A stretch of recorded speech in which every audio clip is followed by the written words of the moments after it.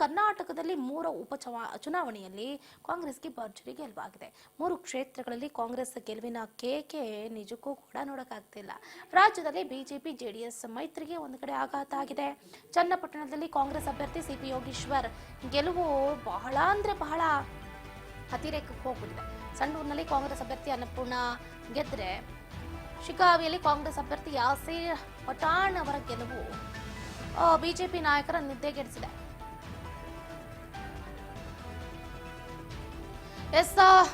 ಕರ್ನಾಟಕದಲ್ಲಿ 3 ಉಪಚುನಾವಣೆಯಲ್ಲಿ ಕಾಂಗ್ರೆಸ್ಗೆ ಭರ್ಜರಿ ಗೆಲುವಾಗಿದೆ.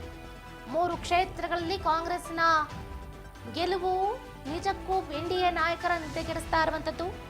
ರಾಜ್ಯದಲ್ಲಿ ಬಿಜೆಪಿ ಜೆಡಿಎಸ್ಗೆ ಆಘಾತದ ಮೇಲೆ ಆಘಾತ, ಒಂದಾದ್ರೂ ಗೆಲ್ಲಿಲ್ಲ. 3ರಲ್ಲೂ ಮಕಾಡೆ ಮಲಗಿದೆ ಎನ್ಡಿಎ. ಚನ್ನಪಟ್ಟಣದಲ್ಲಿ ಕಾಂಗ್ರೆಸ್ ಅಭ್ಯರ್ಥಿ ಸಿಪಿ ಯೋಗೀಶ್ವರ್ ಅವರ ಗೆಲುವು, ಸಂಡೂರಿನಲ್ಲಿ ಕಾಂಗ್ರೆಸ್ ಅಭ್ಯರ್ಥಿ ಅನ್ನಪೂರ್ಣ ತುಕಾರಾಮ್ ಅವರ ಗೆಲುವು, ಶಿಗ್ಗಾವಿಯಲ್ಲಿ ಕಾಂಗ್ರೆಸ್ ಅಭ್ಯರ್ಥಿ ಯಾಸೀರ್ ಖಾನ್ ಪಠಾಣ್ ಅವರ ಗೆಲುವು. ಚನ್ನಪಟ್ಟಣ, ಶಿಗ್ಗಾವಿ ಮತ್ತು ಸಂಡೂರಿನಲ್ಲಿ ಔಟ್ 3 ಕ್ಲೀನ್ ಸ್ವೀಪ್ ಮಾಡಿದೆ. 3 ಕ್ಷೇತ್ರಗಳಲ್ಲಿ ಎನ್ಡಿಎಗೆ ಸೋಲಾಗಿದೆ.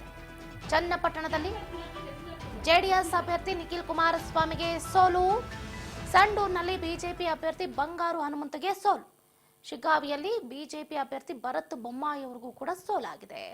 ಇದರ ಬಗ್ಗೆ ಕಂಪ್ಲೀಟ್ ಮಾಹಿತಿಯನ್ನು ಕೊಡ್ತಾ ಹೋಗ್ತಾರೆ ನಮ್ಮ political reporter Basavaraj Hogar. Desk line ನಿಂದ ಜಾಯ್ನ್ ಆಗ್ತಿದ್ದಾರೆ. ಬಸವರಾಜ್, ಗಮನಿಸ್ತಾ ಇದ್ದೀವಿ, ಈ ರೀತಿ ಸೋಲು ನಿಜಕ್ಕೂ ಕೂಡ ಯಾರು ಊಹೆ ಮಾಡಿರಲಿಲ್ಲ. ಕ್ಲೀನ್ ಸ್ವೀಪ್, ಔಟ್ 3 ಕ್ಷೇತ್ರದಲ್ಲೂ ಕೂಡ ಕಾಂಗ್ರೆಸ್ ಭರ್ಜರಿಯಾಗಿ ಗೆಲುವನ್ನ ಕಂಡಿದೆ. ಸಂಡೂರು, ಶಿಗ್ಗಾವಿ ಹಾಗೆ ಚನ್ನಪಟ್ಟಣದಲ್ಲಿ ಭರ್ಜರಿಯಾಗಿ ಗೆಲುವನ್ನ ಕಾಣೋದ್ರ ಮುಖಾಂತರ ಕಾಂಗ್ರೆಸ್ ನಾಯಕರ ಆ ಖುಷಿಗೆ ಪಾರವೇ ಇಲ್ಲ ಅನ್ನೋ ರೀತಿಯಲ್ಲಿ ಪಟಾಕಿ ಸಿಡಿಸಿ ಸಿಹಿ ಹಂಚೋದ್ರ ಮುಖಾಂತರ ಸಂಭ್ರಮಾಚರಣೆಯನ್ನ ಮಾಡ್ತಾ ಇದ್ದಾರೆ. ಹೆಚ್ಚಿನ ಡೀಟೇಲ್ಸ್ ಏನಿದೆ ಅಂತ. ಚಂದ್ರಕಲಾ, ರಾಜ್ಯದಲ್ಲಿ 3 ವಿಧಾನಸಭಾ ಕ್ಷೇತ್ರಗಳಿಗೆ ಉಪಚುನಾವಣೆ ನಡೆದಿರ್ತಕ್ಕಂಥದ್ದು. ಆ 3 ವಿಧಾನಸಭಾ ಕ್ಷೇತ್ರಗಳಲ್ಲಿ ಕೂಡ ಕಾಂಗ್ರೆಸ್ ಪಕ್ಷದ ನಾಯಕರು ಸಾಕಷ್ಟು ಶತಾಯಗತಾಯ ಪ್ರಯತ್ನವನ್ನ ಮಾಡಿದ್ರು. ಏನು ಉಪಚುನಾವಣೆ ಘೋಷಣೆ ಆಗೋಕ್ಕಿಂತ ಮುಂಚಿತವಾಗಿ 3 ತಿಂಗಳ ಒಂದು ಹಿಂದೆಯೇ ಸಾಕಷ್ಟು ಒಂದ್ ಕಡೆ ವರ್ಕೌಟ್ ಅನ್ನ ಮಾಡಿದ್ರು. ಅಭ್ಯರ್ಥಿಗಳನ್ನ ಆಯ್ಕೆಯಿಂದ ಹಿಡಿದು ಅಲ್ಲಿ ಉಸ್ತುವಾರಿಗಳನ್ನ ನೇಮಕ ಮಾಡುವಂತ ಎಲ್ಲಾ ಒಂದು ಪ್ರಕ್ರಿಯೆಗಳನ್ನು ಕೂಡ ಆರಂಭಿಸಿದ್ರು. ಹಾಗಾಗಿ ಕಾಂಗ್ರೆಸ್ ಪಕ್ಷದ ನಾಯಕರಾಗಿರ್ತಕ್ಕಂಥ ಸಿಎಂ ಸಿದ್ದರಾಮಯ್ಯ, ಡಿಸಿಎಂ ಡಿಕೆ ಶಿವಕುಮಾರ್ ಅವರು ಜಂಟಿಯಾಗಿ ಚುನಾವಣಾ ಪ್ರಚಾರದಲ್ಲಿ ಭಾಗಿಯಾಗಿದ್ರು, ಒಂಟಿಯಾಗಿ ಕೂಡ ಚುನಾವಣಾ ಪ್ರಚಾರದಲ್ಲಿ ಭಾಗಿಯಾಗಿದ್ರು. ಈ ಮುಖಾಂತರ ಸಚಿವರಾಗಿರ್ಬೋದು, ಶಾಸಕರಾಗಿರ್ಬೋದು, ಪರಿಷತ್ ಸದಸ್ಯರಾಗಿರ್ಬೋದು, ಮತ್ತೆ ಬ್ಲಾಕ್ ಕಾಂಗ್ರೆಸ್ ಅಧ್ಯಕ್ಷರಾಗಿರ್ಬೋದು, ಎಲ್ಲರನ್ನೂ ಕೂಡ ಉಸ್ತುವಾರಿಯಾಗಿ ಆ 3 ವಿಧಾನಸಭಾ ಕ್ಷೇತ್ರದಲ್ಲಿ ಕೂಡ 6 ಸಚಿವರುಗಳನ್ನು ಕೂಡ ನೇಮಕ ಮಾಡಿದ್ರು. ಅದರಂತೆ ಸಾಕಷ್ಟು ಒಂದಿಷ್ಟು ವರ್ಕೌಟ್ ಗಳನ್ನ ನಡೆಸಿದ್ರು. ಅವರವರ ಸಮುದಾಯಗಳನ್ನ ಸೆಳೆಯುವಂತ ಪ್ರಯತ್ನ ಮಾಡಬೇಕು ಅನ್ನುವಂಥದ್ದನ್ನು ಕೂಡ ಸಿಎಂ ಸಿದ್ದರಾಮಯ್ಯ ಅವರು ಟಾರ್ಗೆಟ್ ಅನ್ನು ಕೊಟ್ಟಿದ್ರು. ಎಸಿಸಿ ಪ್ರಧಾನ ಕಾರ್ಯದರ್ಶಿ ಆಗಿರ್ತಕ್ಕಂಥ ಕೆಸಿ ವೇಣುಗೋಪಾಲ್ ಅವರು ಕೂಡ ರಾಜ್ಯಕ್ಕೆ ಬಂದಂತ ಸಂದರ್ಭದಲ್ಲಿ ಸಿಎಂ ಸಿದ್ದರಾಮಯ್ಯ ಅವರಿಗೆ ಡಿಸಿಎಂ ಡಿಕೆ ಶಿವಕುಮಾರ್ ಅವರು ಕೂಡ ಒಂದು ಕಿವಿ ಮಾತು ಹೇಳಿದ್ರು, ಮತ್ತೆ ಸೂಚನೆ ಕೂಡ ಕೊಟ್ಟಿದ್ರು. ಈ 3 ಉಪಚುನಾವಣೆಯಲ್ಲಿ ಕಾಂಗ್ರೆಸ್ ಪಕ್ಷದ ಅಭ್ಯರ್ಥಿಗಳು ಗೆಲ್ಲಬೇಕು, ಯಾಕಂತಂದ್ರೆ ಆಡಳಿತ ಪಕ್ಷವಾಗಿರ್ತಕ್ಕಂಥದ್ದು ಕಾಂಗ್ರೆಸ್. ಹಾಗಾಗಿ ಈ 3 ವಿಧಾನಸಭಾ ಕ್ಷೇತ್ರದಲ್ಲಿ ಗೆಲುವು ಸಾಧಿಸಬೇಕು ಅನ್ನುವಂತ ಒಂದಿಷ್ಟು ಸಲಹೆ ಮತ್ತೆ ಸೂಚನೆಗಳನ್ನ ಕೊಟ್ಟಿದ್ರು. ಅದರಂತೆ ಕಾಂಗ್ರೆಸ್ ಪಕ್ಷದ ನಾಯಕರು ಸಾಕಷ್ಟು ವರ್ಕೌಟ್ ಅನ್ನ ಮಾಡಿ ಇದೀಗ 3 ವಿಧಾನಸಭಾ ಕ್ಷೇತ್ರಗಳಲ್ಲಿ ಕಾಂಗ್ರೆಸ್ ಅಭ್ಯರ್ಥಿಗಳೇ ಗೆಲುವನ್ನ ಸಾಧಿಸಿರ್ತಕ್ಕಂಥದ್ದು. ಒಂದ್ ಕಡೆ ಏನು ಸಿಗ್ಗಾವಿ ವಿಧಾನಸಭಾ ಕ್ಷೇತ್ರದಲ್ಲಿ ಕಾಂಗ್ರೆಸ್ ಪಕ್ಷದ ನಾಯಕರು ನಿರೀಕ್ಷೆ ಮಾಡ್ಲಿಲ್ವೇನೋ ಅನ್ನುವಂತ ಲೆಕ್ಕಾಚಾರದಲ್ಲೂ ಕಾಂಗ್ರೆಸ್ ಪಕ್ಷದಲ್ಲಿ ಇರ್ತಕ್ಕಂಥದ್ದು. ಯಾಕಂತಂದ್ರೆ ಅಲ್ಲಿ ಮಾಜಿ ಸಿಎಂ ಬೊಮ್ಮಾಯಿ ಅವರ ಪುತ್ರ ಭರತ್ ಬೊಮ್ಮಾಯಿ ಅವರು ಕಣಕ್ಕಿಳಿದಿದ್ರು.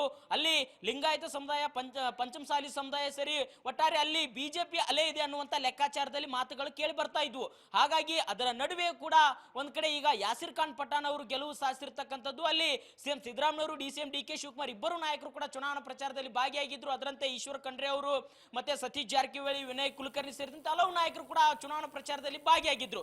ಈ ಮುಖಾಂತರ ಸಿಗ್ಗಾವಿ ವಿಧಾನಸಭಾ ಕ್ಷೇತ್ರದ ಗೆಲುವು ಇಲ್ಲ ಅನ್ನುವಂತ ಲೆಕ್ಕಾಚಾರದಲ್ಲಿ ಇರ್ತಕ್ಕಂಥ ಕಾಂಗ್ರೆಸ್ ಪಕ್ಷದ ನಾಯಕರಿಗೆ ಈಗ ಗೆಲುವು ಸಾಧಿಸಿರ್ತಕ್ಕಂಥದ್ದು. ಒಂದ್ ಕಡೆ ಕಾಂಗ್ರೆಸ್ ಪಕ್ಷದ ನಾಯಕರು ಒಂದ್ ಕಡೆ ಉತ್ಸಾಹ ಹೆಚ್ಚಾಗಿರ್ತಕ್ಕಂಥದ್ದು. ಇನ್ನೊಂದು ಸಂಡೂರು ವಿಧಾನಸಭಾ ಕ್ಷೇತ್ರ, ಅಲ್ಲಿ ಏನು ಕಾಂಗ್ರೆಸ್ ಪಕ್ಷದ ಅಭ್ಯರ್ಥಿಯ ಒಂದು ಕಾಂಗ್ರೆಸ್ ಹಿಂದೆ ಇತ್ತು, ತುಕಾರಾಮ್ ಅವರು ಕೂಡ ಶಾಸಕರಾಗಿದ್ರು. ಅವರು ಲೋಕಸಭೆಗೆ ಆಯ್ಕೆ ಅಂತ ಸಂದರ್ಭದಲ್ಲಿ ಅಲ್ಲಿ ಮತ್ತೆ ಚುನಾವಣೆ ನಡೆದಂತ ಒಂದು ಸಂದರ್ಭದಲ್ಲಿ ಈಗ ಅಲ್ಲಿ ಅನ್ನಪೂರ್ಣ ತುಕಾರಾಮ್ ಅವರಿಗೆ ಕೂಡ ಟಿಕೆಟ್ ಕೊಟ್ಟರು. ಅಲ್ಲಿ ಕೂಡ ಕೆಲವಷ್ಟು ಅಸಮಾಧಾನ ಇದೆ ಅನ್ನುವಂತ ಲೆಕ್ಕಾಚಾರದಿತ್ತು ಕಾಂಗ್ರೆಸ್ ಪಕ್ಷದಲ್ಲಿ. ಯಾಕಂತಂದ್ರೆ ತುಕಾರಾಮ್ ಅವರ ಪತ್ನಿಗೆ ಬೇಡ, ಬೇರೆದವರು ಕೊಡೋಣ ಅನ್ನುವಂತ ಲೆಕ್ಕಾಚಾರದಿತ್ತು. ಆದ್ರೆ ಸಿಎಂ ಸಿದ್ದರಾಮಯ್ಯ ಅವರು, ಡಿಸಿಎಂ ಡಿಕೆ ಶಿವಕುಮಾರ್ ಹಿಂದೆ ತುಕಾರಾಮ್ ಅವರಿಗೆ ಮಾತು ಕೊಟ್ಟಂತೆ ಅವರ ಕುಟುಂಬದವರಿಗೆ ಕೊಟ್ಟಿರ್ತಕ್ಕಂಥದ್ದು. ಹಾಗಾಗಿ ಸಿಎಂ ಸಿದ್ದರಾಮಯ್ಯ ಅವರು ಶತಾಯಗತ ಪ್ರಯತ್ನ ಮಾಡಿ ಇಲ್ಲಿ ಗೆಲುವು ಸಾಧಿಸಲೇಬೇಕು ಅನ್ನುವಂತ ಲೆಕ್ಕಾಚಾರದಲ್ಲಿ ಸಾಕಷ್ಟು ಪ್ರತಿ ಗ್ರಾಮ ಪಂಚಾಯತಿ ವ್ಯಾಪ್ತಿಯಲ್ಲಿ ಕೂಡ ಹೋಗಿ 3 ದಿನಗಳ ಕಾಲ ಪ್ರಚಾರವನ್ನ ಮಾಡಿದ್ರು. ಅದರ ಹೊರತಾಗಿ ಸಚಿವರಾಗಿರ್ತಕ್ಕಂಥ ಸಂತೋಷ್ ಲಾಡ್ ಅವರು ಕಳೆದ 15 ದಿನಗಳಿಂದಲೂ ಕೂಡ ಕ್ಷೇತ್ರವನ್ನು ಬಿಟ್ಟು ಹೋಗ್ಲೇ ಇಲ್ಲ. ಸೊ ಹಾಗಾಗಿ ಅಲ್ಲಿ ಸಾಕಷ್ಟು ಉಸ್ತುವಾರಿ ವಹಿಸಿಕೊಂಡು ಅಲ್ಲಿ ಒಂದು ಚುನಾವಣಾ ಗೆಲ್ಲುವಂತ ತಂತ್ರಕ್ಕೆ ಹೋಗಿರ್ತಕ್ಕಂಥದ್ದು. ಹಾಗಾಗಿ ಅನ್ನಪೂರ್ಣ ತುಕಾರಾಮ್ ಅವರು ಕೂಡ 9600 ಮತಗಳಿಂದಲೂ ಕೂಡ ಅವರು ಗೆಲುವನ್ನ ಸಾಧಿಸಿರ್ತಕ್ಕಂಥದ್ದು. ಇತ್ತ ಒಂದ್ ಕಡೆ ಚನ್ನಪಟ್ಟಣ ವಿಧಾನಸಭಾ ಕ್ಷೇತ್ರ, ಇಲ್ಲಿ ಕೂಡ ಸಾಕಷ್ಟು ಪೈಪೋಟಿ ಇರ್ತಕ್ಕಂಥದ್ದು. ಚನ್ನಪಟ್ಟಣ ವಿಧಾನಸಭಾ ಕ್ಷೇತ್ರ ಪ್ರತಿಷ್ಠೆಯ ಕಣವಾಗಿತ್ತು. ಒಂದ್ ಕಡೆ ಲೆಕ್ಕಾಚಾರಗಳು ಚುನಾವಣಾ ಫಲಿತಾಂಶಕ್ಕಂತೂ ಮುನ್ನ ಇರ್ತಕ್ಕಂಥ ಒಂದಿಷ್ಟು ಸಮೀಕ್ಷೆಗಳು ಚನ್ನಪಟ್ಟಣ ವಿಧಾನಸಭಾ ಕ್ಷೇತ್ರ NDA ಅಭ್ಯರ್ಥಿಯಾಗಿರ್ತಕ್ಕಂಥ ನಿಖಿಲ್ ಕುಮಾರಸ್ವಾಮಿ ಅವರು ಗೆಲ್ತಾರೆ ಅನ್ನುವಂತ ಒಂದಿಷ್ಟು ಸರ್ವೆಗಳ ಫಲಿತಾಂಶ ಬಂದಿತ್ತು. ಹಾಗೆ ರಾಜ್ಯ ರಾಜಕೀಯದ ಕೂಡ ಚರ್ಚೆ ಆಗ್ತಾ ಇತ್ತು, ನಿಖಿಲ್ ಕುಮಾರಸ್ವಾಮಿ ಅವರು ಗೆಲ್ಲಬಹುದೇನೋ ಅನ್ನುವಂತ ಲೆಕ್ಕಾಚಾರದಿತ್ತು. ಕೆಲವೊಂದಿಷ್ಟು ರಾಜಕೀಯ ವಿಶ್ಲೇಷಕರು ಕೂಡ ಹೇಳ್ತಾ ಇದ್ರು, ಅಂದ್ರೆ ಈಗಾಗಲೇ ಒಂದ್ ಕಡೆ 2 ಪೈಪೋಟಿ ಆಗ್ಬಹುದು ಅನ್ನುವಂತ ಲೆಕ್ಕಾಚಾರ. ಆದ್ರೆ ಇದೀಗ ಬಂದಿರತಕ್ಕಂಥ ಫಲಿತಾಂಶ ಕಾಂಗ್ರೆಸ್ ಅಭ್ಯರ್ಥಿಯಾಗಿರ್ತಕ್ಕಂಥ CP ಯೋಗೇಶ್ವರ್ ಅವರು ಕೂಡ ಗೆಲುವನ್ನ ಸಾಧಿಸಿರ್ತಕ್ಕಂಥದ್ದು. 23,500 ಮತಗಳ ಅಂತರದಲ್ಲಿ ಅವರು ಗೆಲುವನ್ನ ಸಾಧಿಸಿರ್ತಕ್ಕಂಥದ್ದು. ಹಾಗಾಗಿ ಕಾಂಗ್ರೆಸ್ ಪಕ್ಷದ ನಾಯಕರಲ್ಲಿ DCM DK ಶಿವಕುಮಾರ್ ಮತ್ತೆ DK ಸುರೇಶ್ ಅವರು, ಚಂದ್ರಕಲಾ ಇಲ್ಲಿ DK ಸುರೇಶ್ ಅವರು ಚನ್ನಪಟ್ಟಣ ವಿಧಾನಸಭಾ ಕ್ಷೇತ್ರದ ಉಸ್ತುವಾರಿ ಹೊಣೆಗಾರಿಕೆ ಹೊತ್ಕೊಂಡಿದ್ರು. ಅಂದ್ರೆ ಗೆಲುವಾದ್ರೆ ಅವ್ರದೇ, ಸೋಲಾದ್ರೂ ಅವ್ರದೇ ಅನ್ನುವಂತ. ಅದೇ ರೀತಿಯಲ್ಲಿ DCM DK ಶಿವಕುಮಾರ್ ಅವರು ಕೂಡ ಅಲ್ಲಿ CP ಯೋಗೇಶ್ವರ್ ಅಭ್ಯರ್ಥಿ ಅಲ್ಲ, ನಾನೇ ಅಭ್ಯರ್ಥಿ, ಗೆದ್ರು ನಂದೇ ಸೋತರು ನಂದೇ ಅನ್ನುವಂತ ರೀತಿಯಲ್ಲಿ ಕೂಡ ಮಾತುಗಳನ್ನ ಆಡಿದ್ರು. ಅದರಂತೆ ಈಗ ಗೆಲುವನ್ನ ಸಾಧಿಸಿರ್ತಕ್ಕಂಥದ್ದು ಅಲ್ಲಿ ಮಾಜಿ CM ಮತ್ತೆ ಕೇಂದ್ರ ಸಚಿವರಾಗಿರ್ತಕ್ಕಂಥ ಕುಮಾರಸ್ವಾಮಿ ಅವರ ನಡುವೆ ಮತ್ತೆ DK ಬ್ರದರ್ಸ್ ನಡುವೆ ಒಂದು ಪ್ರತಿಷ್ಠೆಯ ಕಣವಾಗಿತ್ತು. ಅದರಲ್ಲಿ ಕಾಂಗ್ರೆಸ್ ಪಕ್ಷದ ನಾಯಕರು ಒಂದು ಮೇಲ್ಗೈ ಸಾಧಿಸಿರ್ತಕ್ಕಂಥದ್ದು. ಚಂದ್ರಕಲಾ, ಬಸವರಾಜ್, ನಾವು ಇನ್ನೊಂದು ಕೂಡ ಗಮನಿಸಬೇಕಾಗುತ್ತೆ, ಇಲ್ಲಿ ಮುಖ್ಯಮಂತ್ರಿ ಸಿದ್ದರಾಮಯ್ಯನವರ ನಾಯಕತ್ವ ಮತ್ತೊಮ್ಮೆ ಸಾಬೀತಾಯ್ತಾ ಅಂತ ಒಂದು ಕಡೆ ಅನಿಸ್ತದೆ. ಯಾಕಂತಂದ್ರೆ ಪಕ್ಷದ ಅಹಿಂದ ನಾಯಕರಾಗಿ ಸರ್ಕಾರವನ್ನು 1.5 ವರ್ಷಗಳ ಕಾಲ ನಡೆಸ್ಕೊಂಡು ಬಂದಿದ್ದಾರೆ. ಅಷ್ಟೇ ಅಲ್ಲದೆ ಪಂಚ ಗ್ಯಾರಂಟಿಗಳನ್ನ ಸುಸೂತ್ರವಾಗಿ ಕೊಡ್ತಾ ಈ 3 ಗೆಲುವನ್ನ ವಿಜೃಂಭಿಸ್ತಾ ಇದ್ದಾರಾ ಅಂತ. ಖಂಡಿತ ಚಂದ್ರಕಲಾ, ಒಂದ್ ಕಡೆ ಈ ಒಂದಿಷ್ಟು ಉಪಚುನಾವಣಾ ಬಂದಂತ ಸಂದರ್ಭದಲ್ಲಿ ಕೆಲವೊಂದಿಷ್ಟು ವಿವಾದಗಳಿಗೂ ಕೂಡ ಸರ್ಕಾರ ಕಾರಣವಾಗಿತ್ತು. ಒಂದ್ ಕಡೆ BPL ಕಾರ್ಡ್ ವಿವಾದ ಆಗಿರ್ಬೋದು, ವಕ್ಫ್ ವಿಚಾರ ಆಗಿರ್ಬೋದು, ವಾಲ್ಮೀಕಿ ಹಗರಣ ಆಗಿರ್ಬೋದು, ಮೂಡ ಹಗರಣ ಆಗಿರ್ಬೋದು. ಈ ಒಂದು ಹಗರಣಗಳನ್ನ ಮುಂದಿಟ್ಕೊಂಡು ಬಿಜೆಪಿ ನಾಯಕರು ಮತ್ತೆ JDS ನಾಯಕರು ಕೂಡ ಸಾಕಷ್ಟು ಒಂದ್ ಕಡೆ ಜನರ ಮುಂದೆ ತೆರೆದಿಡುವಂತ ಪ್ರಯತ್ನ ಮಾಡಿದ್ರು. ಹಾಗಾಗಿ ಇವು ಎಲ್ಲ ಒಂದ್ ಕಡೆ ಸರ್ಕಾರಕ್ಕೆ ಹೊಡೆತ ಬೀಳುತ್ತೇನೋ ಅನ್ನುವಂಥದ್ದು, ಈ 3 ವಿಧಾನಸಭಾ ಕ್ಷೇತ್ರಗಳ ಚುನಾವಣೆಯಲ್ಲಿ ಹೊಡೆತ ಬೀಳುವಂತ ಸಾಧ್ಯತೆ ಇರುವಂತದ್ದು ಅನ್ನುವಂತ ಲೆಕ್ಕಾಚಾರಗಳಿದ್ವು. ಅದರ ಹೊರತಾಗಿ ಕೂಡ ಕಾಂಗ್ರೆಸ್ ಪಕ್ಷದ ನಾಯಕರ ಒಂದು ಕೈ ಹಿಡಿದಿರ್ತಕ್ಕಂಥದ್ದು ಒಂದು ಗ್ಯಾರಂಟಿ ಯೋಜನೆಗಳು ಅನ್ನುವಂಥದ್ದು ಕೂಡ ಚರ್ಚೆ ಆಗ್ತಾ ಇದೆ. ಅದರಲ್ಲೂ ಪ್ರಮುಖವಾಗಿ ಇವತ್ತು CM ಸಿದ್ದರಾಮಯ್ಯ ಮತ್ತೆ DCM DK ಶಿವಕುಮಾರ್ ಅವರೇ ಸ್ವತಃ ಹೇಳಿರ್ತಕ್ಕಂಥದ್ದು, ನಮಗೆ ಗ್ಯಾರಂಟಿಗಳೇ ಕೈ ಹಿಡಿದಿರ್ತಕ್ಕಂಥದ್ದು ಅನ್ನುವಂಥದ್ದು, ಇನ್ನೊಂದು ಅಭಿವೃದ್ಧಿ ಕಾಮಗಾರಿಗಳು ಅಂತಕ್ಕಂಥ ಹೇಳಿರ್ತಕ್ಕಂಥದ್ದು. ಆದ್ರೆ ಇಲ್ಲಿ ಗ್ಯಾರಂಟಿ ಯೋಜನೆಗಳು ಹೆಚ್ಚು ಇವರಿಗೆ ಒಂದು ಫಲಿತಾಂಶಕ್ಕೆ ಕಾರಣವಾಗಿವೆ ಅನ್ನುವಂಥದ್ದು ಕೂಡ ಇರ್ತಕ್ಕಂಥ ವಿಚಾರ. ಯಾಕಂದ್ರೆ ಗ್ಯಾರಂಟಿಗಳು 5 ಗ್ಯಾರಂಟಿನ ಈಡೇರಿಸಿದ್ದೇವೆ ಅನ್ನುವಂಥ ಮಾತುಗಳನ್ನು ಕೂಡ CM ಸಿದ್ದರಾಮಯ್ಯ ಹೇಳ್ತಿದ್ದಾರೆ. ಕೆಲವೊಂದಿಷ್ಟು 5 ಗ್ಯಾರಂಟಿ ಈಡೇರಿಸಿದ್ದಾರೆ, ಆದ್ರೆ ಕೆಲವೊಂದಿಷ್ಟು ವ್ಯತ್ಯಾಸಗಳು ಇರಬಹುದು. ಆದ್ರೆ 5 ಗ್ಯಾರಂಟಿ ಕೊಟ್ಟಿದ್ದೇವೆ ಅನ್ನುವಂತ ಮಾತುಗಳನ್ನು ಕೂಡ ಹೇಳ್ತಾರೆ. ಹಾಗಾಗಿ ಒಂದ್ ಕಡೆ ಗ್ಯಾರಂಟಿಗಳು ಕೈ ಹಿಡಿದವು, ಮತ್ತೆ ಇನ್ನೊಂದ್ ಕಡೆ CM ಸಿದ್ದರಾಮಯ್ಯ ಅವರು ಕೂಡ ಅವರ ಒಂದು ಮೂಡಾ ಪ್ರಕರಣ ಇದ್ದುವಂತ ಸಂದರ್ಭದಲ್ಲಿ ಲೋಕಾಯುಕ್ತದಲ್ಲಿ ಹೋಗಿ ತನಿಖೆ ಎದುರಿಸಿ ಸಹಿತ ಅವರು ಚನ್ನಪಟ್ಟಣ ವಿಧಾನಸಭಾ ಕ್ಷೇತ್ರ ಆಗಿರ್ಬೋದು, ಎಲ್ಲಾ 3 ವಿಧಾನಸಭಾ ಕ್ಷೇತ್ರದಲ್ಲಿ ಬಿಡುವಿಲ್ಲದೆ ಚುನಾವಣಾ ಪ್ರಚಾರದಲ್ಲಿ ಭಾಗಿಯಾದ್ರು. ಸಾಕಷ್ಟು ರಣತಂತ್ರ ಉಳಿದ್ರು. ಅವ್ರದ್ದು ಏನೇ ಒಂದು ವೈಯಕ್ತಿಕವಾಗಿರ್ತಕ್ಕಂಥ ಪ್ರಕರಣ ತನಿಖೆಯಲ್ಲಿ ಇದ್ರೂ ಸಹಿತ 3 ವಿಧಾನಸಭಾ ಕ್ಷೇತ್ರದಲ್ಲಿ ಸಾಕಷ್ಟು ಗಮನ ಕೊಟ್ಟು ರಣತಂತ್ರಗಳನ್ನ ಹೂಡಿದ್ರು. ಹಾಗಾಗಿ CM ಸಿದ್ದರಾಮಯ್ಯ ಅವರ ನಾಯಕತ್ವದಲ್ಲಿ ಅವರು ಒಂದ್ ಕಡೆ ಈ 3 ವಿಧಾನಸಭಾ ಕ್ಷೇತ್ರನ ಗೆಲುವನ್ನ ಸಾಧಿಸಿದ್ದಾರೆ ಅನ್ನುವಂತ ಲೆಕ್ಕಾಚಾರಗಳು ಕಾಂಗ್ರೆಸ್ ಪಕ್ಷದ ನಾಯಕರು ಇರುವಂತದ್ದು. ಆದ್ರೆ CM ಸಿದ್ದರಾಮಯ್ಯ ಅವರು ಹೇಳಿರುವಂತದ್ದು, ಇದು ನನಗೆ ಮಾತ್ರ ಕ್ರೆಡಿಟ್ ಬರಲ್ಲ, ಇಡೀ ಕಾಂಗ್ರೆಸ್ ಪಕ್ಷಕ್ಕೆ ಕ್ರೆಡಿಟ್ ಬರುತ್ತೆ, ಮತ್ತೆ ಸಚಿವರು ಶಾಸಕರು ಎಲ್ಲರೂ ಸೇರಿ ಕೆಲಸವನ್ನ ಮಾಡಿದಾಗ ಮಾತ್ರ ಈ 3 ವಿಧಾನಸಭಾ ಒಂದು ಕ್ಷೇತ್ರಗಳಲ್ಲಿ ಗೆಲುವು ಆಗ್ಲಿಕ್ಕೆ ಕಾರಣವಾಗಿದೆ ಅನ್ನುವಂತ ಮಾತುಗಳನ್ನು ಕೂಡ ಹೇಳ್ತಾ ಇದ್ದಾರೆ. ಚಂದ್ರಕಲಾ, ಬಸವರಾಜ್, ನಾವು ಇನ್ನೊಂದು ಕೂಡ ಇಲ್ಲಿ ಪ್ರಮುಖವಾಗಿ ಗಮನಿಸಬೇಕಾಗುತ್ತೆ ನೋಡಿ, ಕುಟುಂಬ ರಾಜಕಾರಣ ಎಲ್ಲೋ ಒಂದು ಕಡೆ ಕೈ ಹಿಡಿಲಿಲ್ವಾ ಅಂತ. ಒಂದು ಕಡೆ ಮಾಜಿ CM ಬಸವರಾಜ ಬೊಮ್ಮಾಯಿ ಅವರ ಪುತ್ರನಿಗೆ ಟಿಕೆಟ್ ಕೊಡಿಸಿದ್ದು, ಭರತ್ ಬೊಮ್ಮಾಯಿ ಅವರಿಗೆ ಟಿಕೆಟ್ ಕೊಡಿಸಿದ್ದು, ಒಂದು ಕಡೆ ಕುಟುಂಬ ರಾಜಕಾರಣ ಆಗೋಯ್ತು. ಮತ್ತೊಂದು ಕಡೆ ಇತ್ತ ಚನ್ನಪಟ್ಟಣದಲ್ಲಿ ಮಾಜಿ ಪ್ರಧಾನಿ ದೇವೇಗೌಡರ ಮೊಮ್ಮಗ ಮಾಜಿ CM HD ಕುಮಾರಸ್ವಾಮಿ ಅವರ ಮಗ ನಿಖಿಲ್ ಕುಮಾರಸ್ವಾಮಿಗೆ ಟಿಕೆಟ್ ಕೊಡಿಸಿದ್ದೆ ಕುಟುಂಬ ರಾಜಕಾರಣ ಆಗೋಯ್ತಾ? ಈ ಕುಟುಂಬ ರಾಜಕಾರಣದಿಂದ ಬೇಸತ್ತು ಜನರು ಈ ಬಾರಿ ಇಬ್ಬರಿಗೂ ಕೈ ಕೊಟ್ರ ಅನ್ನುವಂತ ಪ್ರಶ್ನೆ ಮೂಡ್ತಾ ಇದೆ. ಚಂದ್ರಕಲಾ, ಖಂಡಿತವಾಗ್ಲೂ ಕೂಡ ಕುಟುಂಬ ರಾಜಕಾರಣವನ್ನ ಬಿಜೆಪಿ ನಾಯಕರು ಒಂದು ವಿರೋಧಿಸ್ತಾನೆ ಬರ್ತಾ ಇದ್ರು. ಆದ್ರೆ ಇದೀಗ ಉಪಚುನಾವಣೆ ಬಂದಂತ ಸಂದರ್ಭದಲ್ಲಿ ಅದರಲ್ಲೂ ಪ್ರಮುಖವಾಗಿ ಸಿಗ್ಗಾವಿ ವಿಧಾನಸಭಾ ಕ್ಷೇತ್ರ ಅಲ್ಲಿ ಬಿಜೆಪಿನೇ ಅಭ್ಯರ್ಥಿ ಗೆಲ್ತಾರೆ ಅನ್ನುವಂತ ಲೆಕ್ಕಾಚಾರದಲ್ಲಿ ಇತ್ತು. ಆದ್ರೆ ಒಂದು ಕುಟುಂಬ ರಾಜಕಾರಣ ಅಂತಕ್ಕಂಥ ವಿಚಾರ ಏನ್ ಬಂದಿದೆ, ಈ ಒಂದು ವಿಚಾರಕ್ಕೆ ಸಂಬಂಧಪಟ್ಟಂತೆ ಅಲ್ಲೇ ಅಷ್ಟು ಹೊಡೆತ ಬಿದ್ದಿದೆ ಅನ್ನುವಂತ ಲೆಕ್ಕಾಚಾರಗಳು ಕೂಡ ಇರುವಂತದ್ದು. ಯಾಕಂತಂದ್ರೆ ಮಾಜಿ CM ಮತ್ತೆ ಈಗ ಸಂಸದರಾಗಿರ್ತಕ್ಕಂಥ ಬಸವರಾಜ ಬೊಮ್ಮಾಯಿ ಅವರು ಅಲ್ಲಿ ಪ್ರತಿನಿಧಿಸ್ತಾ ಇದ್ರು. ಆದ್ರೆ ಅವರು ಲೋಕಸಭೆಗೆ ಆಯ್ಕೆ ಅಂತ ಸಂದರ್ಭದಲ್ಲಿ ಮತ್ತೆ ಯಾರಿಗೆ ಕೊಡೋಣ ಟಿಕೆಟ್ ಅನ್ನುವಂತ ಲೆಕ್ಕಾಚಾರದಲ್ಲಿತ್ತು. ಆದ್ರೆ ಬೊಮ್ಮಾಯಿ ಅವರು ಮೊದಲಿಗೆ ಹೇಳ್ತಾ ಇದ್ರು. ಇಲ್ಲ, ನನ್ನ ಪುತ್ರನಿಗೆ ಅವರಿಗೆ ರಾಜಕಾರಣದಲ್ಲಿ ಆಸಕ್ತಿ ಇಲ್ಲ, ಯಾಕಂತಂದ್ರೆ ನಾನು ಇರುವಂತ ಅಧಿಕಾರದಲ್ಲಿ ಇರುವಂತ ಸಂದರ್ಭದಲ್ಲೂ ಕೂಡ ಅವ್ರು ರಾಜಕಾರಣ ಮಾಡಕ್ ಬಂದಿಲ್ಲ, ಹಾಗಾಗಿ ಅವರಿಗೆ ರಾಜಕಾರಣದಲ್ಲಿ ಆಸಕ್ತಿ ಇಲ್ಲ, ನಾವು ಬೇರೆದವ್ರಿಗೆ ಕೊಡ್ತೀವಿ ಅಥವಾ ಹೈಕಮಾಂಡ್ ನಾಯಕರು ಕೊಡ್ತಾರೆ ಅನ್ನುವಂತ ಮಾತುಗಳನ್ನ ಆಡ್ತಾ ಇದ್ರು. ಅದರಂತೆ ಬೊಮ್ಮಾಯಿ ಅವರ ಈ ಒಂದು ಹೇಳಿಕೆ ಹಿನ್ನೆಲೆಯಲ್ಲಿ ಅಲ್ಲಿರ್ತಕ್ಕಂಥ ಕೆಲವೊಂದಿಷ್ಟು ಕಾರ್ಯಕರ್ತರು ಮತ್ತೆ ಆಕಾಂಕ್ಷಿಗಳು ಕೂಡ ಸಾಕಷ್ಟು ಒಂದ್ ಕಡೆ ಬಸವರಾಜ ಬೊಮ್ಮಾಯಿ ಅವರ ಆಪ್ತರಾಗಿದ್ದವರೇ ಒಂದಿಷ್ಟು ಸಿದ್ಧರಾಗಿದ್ರು ಚುನಾವಣೆಗೆ ಸ್ಪರ್ಧೆ ಮಾಡಬೇಕು ಈ ಬಾರಿ ಅನ್ನುವಂಥದ್ದು. ಆದ್ರೆ ಕೊನೆಯ ಕ್ಷಣದಲ್ಲಿ ಬಸವರಾಜ ಬೊಮ್ಮಾಯಿ ಅವರು ಒಂದ್ ಕಡೆ ಹೈಕಮಾಂಡ್ ನಾಯಕರ ಮುಖಾಂತರ ಅಥವಾ ಏನು ಮಾಜಿ ಸಿಎಂ ಯಡಿಯೂರಪ್ಪನವರ ಮುಖಾಂತರ ಒಂದ್ ಕಡೆ ಬಿಜೆಪಿ ನಾಯಕರನ್ನ ಸೆಳೆದು ಒಂದ್ ಕಡೆ ಅವರ ಪುತ್ರನಿಗೆ ಟಿಕೆಟ್ ಕೊಡಿಸಿರ್ತಕ್ಕಂಥದ್ದು ಎಲ್ಲ ಒಂದು ಕಡೆ ಅವರ ಕಾರ್ಯಕರ್ತರಲ್ಲಿ ಕೂಡ ಅಸಮಾಧಾನ ಆಗಿದೆ ಅನ್ನುವಂತ ಮಾತುಗಳು ಕೂಡ ಕೇಳಿ ಬರ್ತಾ ಇದ್ದಾವೆ. ಈ ಒಂದು ಸೋಲಿಗೆ ಅದು ಕೂಡ ಕಾರಣವಿರಬಹುದೇನೋ ಅನ್ನುವಂಥದ್ದು ಕೂಡ ರಾಜಕೀಯವಾಗಿ ಒಂದಿಷ್ಟು ಚರ್ಚೆ ಆಗ್ತಾ ಇದೆ. ಇನ್ನೊಂದು ಕಡೆ ಇತ್ತ ಚನ್ನಪಟ್ಟಣ ವಿಧಾನಸಭಾ ಕ್ಷೇತ್ರದಲ್ಲಿ ಕೂಡ ಈಗ ಕುಮಾರಸ್ವಾಮಿ ಅವರು ಕೂಡ ಅಧಿಕಾರದಲ್ಲಿದ್ದಾರೆ, ದೇವೇಗೌಡರು ಕೂಡ ಅಧಿಕಾರದಲ್ಲಿದ್ರು, ಅವರು ಕೂಡ ಅಧಿಕಾರವನ್ನು ಆಳಿರತಕ್ಕಂಥದ್ದು. ಮತ್ತೀಗ ಅವರ ಮೊಮ್ಮಗನಿಗೆ ಟಿಕೆಟ್ ಕೊಟ್ಟಿರ್ತಕ್ಕಂಥದ್ದು ಎಷ್ಟರ ಮಟ್ಟಿಗೆ ಸರಿ ಅನ್ನುವಂಥದ್ದು ಕೂಡ ಒಂದಿಷ್ಟು ಚರ್ಚೆ ಆಗ್ತಾ ಇದೆ. ಯಾಕಂತಂದ್ರೆ ಅಲ್ಲಿ ಜೆಡಿಎಸ್ ಕಾರ್ಯಕರ್ತರಲ್ಲೇ ಕೆಲವೊಂದಿಷ್ಟು ಪ್ರಮುಖರು ಕೂಡ ಅಲ್ಲಿ ಆಕಾಂಕ್ಷಿಗಳಾಗಿದ್ರು. ನಿಷ್ಠಾವಂತ ಕಾರ್ಯಕರ್ತರಿಗೆ ಈ ಬಾರಿ ಟಿಕೆಟ್ ಕೊಡಿ ಅನ್ನುವಂತ ಕೂಗು ಕೂಡ ಇತ್ತು. ಕುಮಾರಸ್ವಾಮಿ ಅವರಿಗೆ ಈ ಬಗ್ಗೆ ಮನವಿ ಕೂಡ ಸಲ್ಲಿಸಿದ್ರು ಅನ್ನುವಂತ ಮಾಹಿತಿ ಕೂಡ ಇರುವಂತದ್ದು. ಆದ್ರೆ ಅಲ್ಲಿ ನಿಖಿಲ್ ಕುಮಾರಸ್ವಾಮಿ ಅವರಿಗೆ ಕೊಟ್ಟಿರ್ತಕ್ಕಂಥದ್ದು ಕೂಡ ಎಲ್ಲ ಒಂದ್ ಕಡೆ ಇದು ಸೋಲಿಕೆ ಒಂದು ಎಫೆಕ್ಟ್ ಆಯ್ತಾ ಅನ್ನುವಂಥದ್ದು ಕೂಡ ಚರ್ಚೆ ಆಗ್ತಾ ಇದೆ. ಹಾಗಾಗಿ ಈ ಕುಟುಂಬ ರಾಜಕಾರಣದಿಂದ ಜನರು ಬೇಸತ್ರ ಅಥವಾ ಯಾವ ರೀತಿಯಾಗಿ ಜನರು ಫಲಿತಾಂಶ ಕೊಟ್ಟರು ಅನ್ನುವಂಥದ್ದು ಈ ಒಂದು ಚುನಾವಣಾ ಫಲಿತಾಂಶ ನಿದರ್ಶನ. ಚಂದ್ರಕಲಾ, ಬಸವರಾಜನ ನಾವು ಗಮನಿಸಬಹುದಾಗುತ್ತೆ. ಒಂದು ಕಡೆ ಹೆಂಗಂತಂದ್ರೆ ಕರ್ನಾಟಕದಲ್ಲಿ ಕಾಂಗ್ರೆಸ್ ನಾಯಕರು ಕಚ್ಚಾಡ್ಕೊಳ್ತಿದ್ದಾರೆ, ಆದ್ರೆ ಅವರ ಈ ಗೆಲುವು ಏನಿದೆಯಲ್ಲ ಪಕ್ಷದ ಬೇರುಗಳು ಭಾರಿ ಗಟ್ಟಿ ಇದೆ ಅಂತ ಅನಿಸ್ತಾ ಇದೆ. ಜಸ್ಟ್ ಬಿಕಾಸ್ ಈ ಗೆಲುವು ಅಷ್ಟು ಅವರನ್ನ ಒಂದು ಕಡೆ ಹೆಂಗೆ ಅಂತಂದ್ರೆ ಆಕಾಶದ ಎತ್ತರಕ್ಕೆ ಕರ್ಕೊಂಡು ಹೋಗ್ತಾ ಇದೆ ಅಂತ ಹೇಳ್ಬೋದು. ಬಟ್ ಇಲ್ಲಿ ಎಲ್ಲೋ ಒಂದ್ ಕಡೆ ಸೂಕ್ತ ನಾಯಕರನ್ನ ಆಯ್ಕೆ ಮಾಡುವುದರ ಮುಖಾಂತರ ಇವತ್ತು 3 ಕ್ಷೇತ್ರದಲ್ಲೂ ಕೂಡ ಗೆಲುವನ್ನ ಕಂಡ್ರ ಕಾಂಗ್ರೆಸ್ನ ನಾಯಕರು ಅಂತ. ಯಾಕಂದ್ರೆ ನೋಡಿ, ಎಷ್ಟೇ ಕಚ್ಚಾಟ ಇರ್ಬೋದು, ಕಚ್ಚಾಟದಿಂದ ಏನೂ ಆಗೋದಿಲ್ಲ, ನಾವು ಒಗ್ಗಟ್ಟಿನಲ್ಲಿ ಬಲ ಇದೆ ಅನ್ನೋದನ್ನ ಪ್ರದರ್ಶನ ಮಾಡಬೇಕು ಅಂತ ಎಲ್ಲರೂ ಕೊನೆ ಗಳಿಗೆಯಲ್ಲಿ ಒಂದಾಗಿ ಈ ಗೆಲುವನ್ನ ಎಲ್ಲರೂ ಕೂಡ ಹಂಚ್ಕೊಂಡ್ರ ಅಂತ. ಖಂಡಿತ ಚಂದ್ರಕಲಾ, ಒಂದ್ ಕಡೆ ಈ 3 ವಿಧಾನಸಭಾ ಒಂದು ಕ್ಷೇತ್ರಗಳಿಗೆ ಅಭ್ಯರ್ಥಿಗಳನ್ನ ಆಯ್ಕೆ ಮಾಡುವಂತ ಸಂದರ್ಭದಲ್ಲಿ ಕೂಡ ಪ್ರತಿ ಕ್ಷೇತ್ರಕ್ಕೂ ಕೂಡ ಕೆಪಿಸಿಸಿ ಇಂದಲೇ ಒಂದಿಷ್ಟು ಅಭಿಪ್ರಾಯ ಹೇಗಿದೆ, ಜನರ ಅಭಿಪ್ರಾಯ ಅನ್ನುವಂಥದ್ದನ್ನು ಕೂಡ ತಿಳಿದುಕೊಳ್ಳುವಂತ ಪ್ರಯತ್ನವನ್ನು ಕೂಡ ಮಾಡಿರ್ತಕ್ಕಂಥದ್ದು. ಮತ್ತೆ ಸಮುದಾಯವಾರು ಯಾವ ಸಮುದಾಯ ಕೊಟ್ಟರೆ ಇಲ್ಲಿ ನಮಗೆ ಗೆಲುವು ಸಾಧಿಸಬಹುದು ಅನ್ನುವಂತ ಲೆಕ್ಕಾಚಾರವನ್ನು ಕೂಡ ಸಿಎಂ ಸಿದ್ದರಾಮಯ್ಯ ಆಗಿರ್ಬೋದು, ಡಿಸಿಎಂ ಡಿ.ಕೆ. ಶಿವಕುಮಾರ್ ಆಗಿರ್ಬೋದು, ಎಲ್ಲರೂ ಕೂಡ ಸಾಕಷ್ಟು ಒಂದು ವಿಚಾರಗಳನ್ನ ನಡೆಸಿ ಅಲ್ಲಿ ಅಭ್ಯರ್ಥಿಗಳನ್ನ ಆಯ್ಕೆ ಮಾಡುವಂತ ರೀತಿಯಲ್ಲಿ ಕೂಡ ಹೋದ್ರು. ಅದಾದ ಬಳಿಕ ಅಲ್ಲಿ ಉಸ್ತುವಾರಿಗಳನ್ನ ಯಾರನ್ನ ಕೊಟ್ಟರೆ ಅಲ್ಲಿ ಅವರವರ ಸಮುದಾಯನ ಸೆಳಿಬಹುದು ಅನ್ನುವಂತ ಲೆಕ್ಕಾಚಾರವನ್ನು ಕೂಡ ಹಾಕಿ ಆಯಾ ಉಸ್ತುವಾರಿಗಳನ್ನು ಕೂಡ ಅಲ್ಲಿ ನೇಮಕ ಮಾಡಿದ್ರು. ಹೀಗೆ ಹಲವು ರೀತಿಯಲ್ಲಿ ಕೂಡ ತಂತ್ರಗಾರಿಕೆ ಮಾಡಿ ಒಂದು ಅಭ್ಯರ್ಥಿಗಳನ್ನ ಆಯ್ಕೆ ಮಾಡುವಂತ ಸಂದರ್ಭದಲ್ಲಿ ಮತ್ತೆ ಸಮುದಾಯಗಳನ್ನ ಒಂದ್ ಕಡೆ ಒಟ್ಟುಗೂಡಿಸುವಂತ ಪ್ರಯತ್ನ, ಇನ್ನೊಂದು ಕಡೆ ಯಾರು ಅಸಮಾಧಾನಿತನೇನಿದ್ದಾರೆ ಅವ್ರನ್ನೂ ಕೂಡ ಒಂದು ಸಮಾಧಾನ ಪಡಿಸಿ ನಿಮಗೆ ಮುಂದೆ ಪಕ್ಷ ಸ್ಥಾನಮಾನ ಕೊಡುತ್ತೆ ಅನ್ನುವಂಥದ್ದು. ಉದಾಹರಣೆಗೆ ಒಂದ್ ಕಡೆ ಖಾದ್ರಿ ಅವರು ಕೂಡ ಸಿಗ್ಗಾ ವಿಧಾನಸಭಾ ಕ್ಷೇತ್ರದಲ್ಲಿ ನನಗೆ ಟಿಕೆಟ್ ಕೊಡಿ ಅನ್ನುವಂತ ಹಠವನ್ನ ತೊಟ್ಟಿದ್ರು. ಅವರು ಕೂಡ ನಾಮಿನೇಷನ್ ಫೈಲ್ ಕೂಡ ಮಾಡಿದ್ರು. ಆದ್ರೆ ಕೊನೆಯ ಕ್ಷಣದಲ್ಲಿ ಅವ್ರನ್ನ ನಾಮಿನೇಷನ್ ಕೂಡ ಹಿಂಪಡೆದುಕೊಳ್ಳುವಂತ ಪ್ರಯತ್ನಕ್ಕೆ ಒಂದು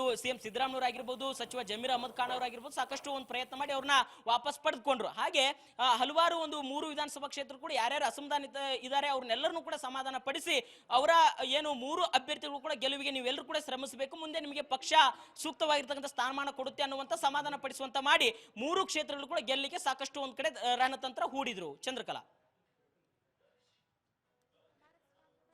ಕಾರಣ ಏನು ಅಂತ ಒಂದು ಕಡೆ ನಾವು ಗಮನಿಸ್ತಾ ಹೋಗೋದಾದ್ರೆ ನೋಡಿ, ನಿಖಿಲ್ ಕುಮಾರಸ್ವಾಮಿಗೆ ಈ ಬಾರಿನಾದ್ರೂ ಮತದಾರ ಪ್ರಭು ಕೈ ಹಿಡಿತಾನೆ ಅನ್ನುವಂತ ಮಾತಿತ್ತು.